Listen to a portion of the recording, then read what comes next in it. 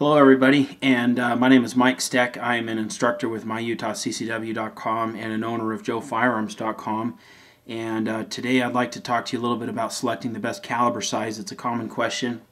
Many people are interested in hearing my perspective as an instructor, you know, what some of the things to look at when you're looking at caliber size. And you know, oftentimes you'll hear people say, well, carry the biggest caliber you feel comfortable shooting. And you know, that's an okay place to start, and I could see in a gun shop when you've got just a couple minutes to talk to somebody that you could say that. But I wanted to give a little bit of insight from some of our training and our perspective on selecting the best caliber size.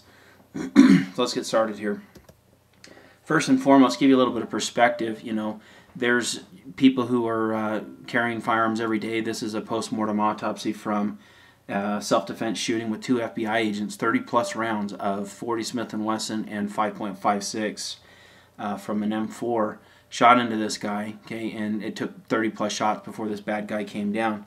And the point of showing you this is to say, number one, you know, even shooting a 40 Smith & Wesson and shooting a rifle at a bad guy and 2 people shooting at him doesn't mean bad guy's going to come down. So first thing you should consider is, well, how many cartridges and how many rounds are you carrying with you on a day-to-day basis? And you know, do you really have that ability to have that gunfight? You know, most people aren't carrying enough ammunition or have access to enough ammunition to really get through that. So that's the first thing. Number two, let's talk about accuracy, right? People want to say, you know, I think most people would generally agree 40 Smith & Wesson is a very popular police round and has taken out plenty of bad guys. But you know, here you can see 30 plus rounds and rifle rounds even, and didn't take this guy down. So you know, before we really get into the you know, what's selecting the best caliber, I really want to emphasize how important it is to know these two things. And this is from the FBI, and you know, it was great to see this because this is what we've been teaching for a long time. You know, you can sustain a lot of injury without any drugs or alcohol. That fight to stay alive is going to keep you going through a lot of things. That applies to you and to the bad guy. And number two, shot placement's everything. Okay, I mean, you've got to focus on shot placement, your accuracy, your ability to balance the need for speed and accuracy. Okay, because as your speed goes up, your accuracy goes down, and in a gunfight, you've got to get rounds down range as quick as you can, and you've got to do that in as accurate manner as you can. And so that's why we've developed the Everyday Joe training target system. It's up on joefirearms.com, and check out all the videos and information on that. It's a do-it-yourself training program that's really designed to help you balance that speed and, you know, need for speed and the need for accuracy, and to be able to train yourself. You know, if you're not able to come to one of our training programs, check that out, and that's a good way to develop that. So really, before we even get into caliber size, that's the first thing you've got to focus on, is on your accuracy. From there, you know, if you're feeling really confident with your accuracy, and you know, then we can start taking some of these rounds and saying, well, what's the best one? And you know, we've got the 357 mag and 38 special and 45, 357 SIG, 40 Smith & Wesson, 9mm Parabellum, the 380 auto, and the 22 long rifle. And you know, these are all good cartridges. These are all rounds that people are carrying for self-defense. Personally, you know, I'd say something that's be at least at a 22 Magnum. I'm a big fan of the North American Arms 22 Magnum. You know, but I would wager to say that more people are killed with the 22 long rifle than any other cartridge out there. So, you know, just it's all about shot placement. You know, and the other thing to check out here too. I mean, go to your local gun shop if you haven't even done this. Look at the cost of 9mm versus 45. I mean, 45 is a great round. It's what I carry, but I also have a 9mm. And, you know, the thought process there, I mean, I load my own bullets, so it's not quite as expensive. But, you know, shooting 45, gosh, it's pretty expensive to use that as your primary round and get a lot of trigger time. You know, if you're being cost conscious, you know, go with a 9mm. It's a military cartridge. It's been around forever.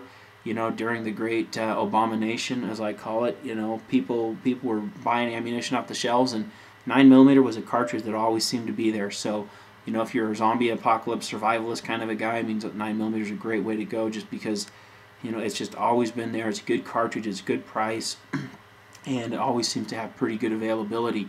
So I'm all about cartridges that have good, strong availability and allows you to shoot a lot of times, you know, without a lot of expense to you. And 380, you know, it's just off the charts expensive compared to 9mm.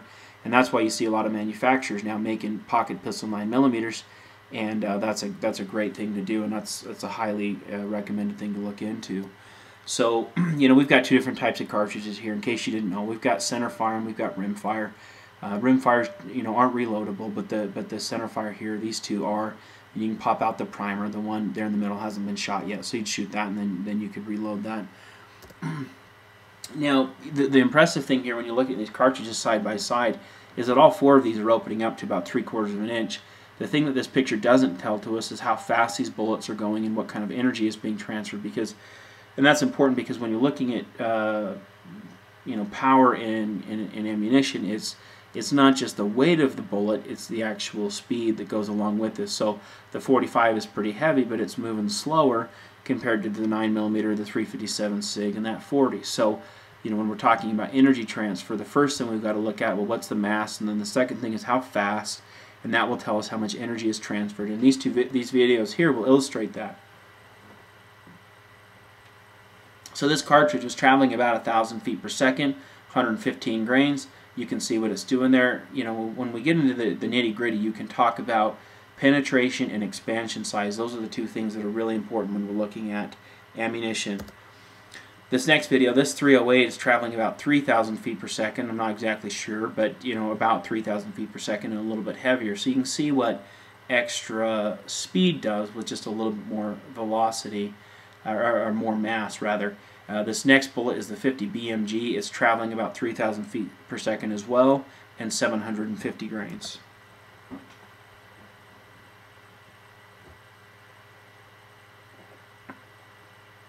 And now that's a popular cartridge with a lot of sniper rifles and with the 50 caliber Browning machine gun. And this video is not working here, but here's ammunition. This is a cartridge.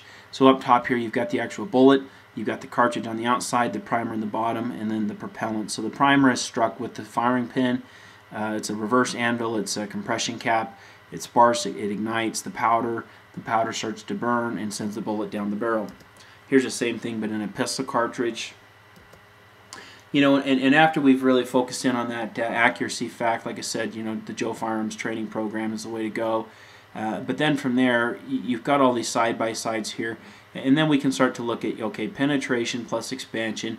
Now the good thing is that they're all punching in at least 12 inches, and that 12-inch line comes from the FBI. From their ballistics testing, they'll say that these cartridges have to be able to punch in 12 inches in order to be considered effective. Now, if you just compare this in isolation, just one by one, sure, the 45, the 357 SIG, those are looking pretty good. However, okay, the thing that we've also got to consider is that there are multiple shots that are going to be fired. I mean, the question is often asked to me, how many times do you shoot the bad guy? Well, you shoot the bad guy until he stops, right? I'm sure you've heard shoot to kill. I'd say don't ever go by that. That has a real negative connotation to it in a civilian context. I'd say shoot to eliminate the threat, right? You use your handgun, you use your pistol to eliminate the threat, and if that means you just have to pull the gun and the bad guy leaves, then that did its job. If you pull your gun and you have to dump your magazine and you shoot 8 rounds from that 1911 and you reload and you keep on going and it takes 16 rounds, I mean, that's what it's going to take. Alright, and that's it. That's just some general things to think about, some slides from our course when we're talking about ammunition. You've got to look at price, you've got to look at accuracy, you've got to look at comfort. For me personally, I really like a single stack 45 in 1911, and very comfortable, good way to go. Now the downside to that is I don't have the same capacity that somebody with a 9mm and a double stack has, right? And so that's a sacrifice that I'm making, saying I'm going to have a little bit more user-friendly, comfortable gun that I really like to shoot, but have less capacity. And so, along those lines too, a good saying I've heard before is, concealed carry is not meant to be comfortable, it's meant to be comforting. But I do believe you can have comfortable pistols, and I do like the pocket pistols and the 9mm, and that's a good way to go. So you got to look at your costs, you got to look at your budget, and consider a lot of things besides just, well, sure, the 45 has a good history and things like that. So just check out myutahccw.com. Lots of training programs there, and all of our gear and accessories and things that we're building, new rifles and stuff going up onto Joe Firearms. Thanks for watching. Please subscribe to our channel. Give us a comment, like our videos, please, and look forward to having you watch another video. Thanks.